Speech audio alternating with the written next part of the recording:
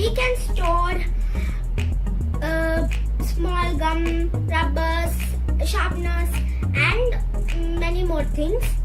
First, I am sticking this white paper to this cardboard.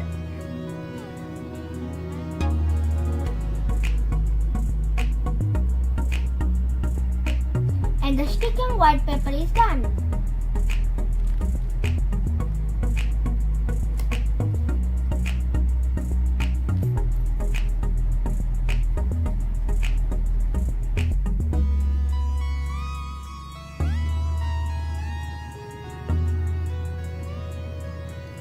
And I have completed the doodling.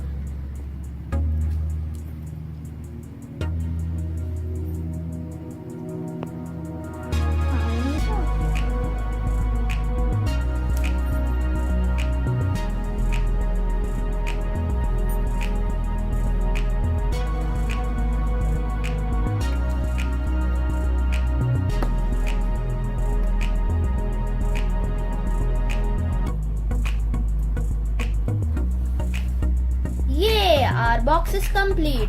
Now we can keep many things in it.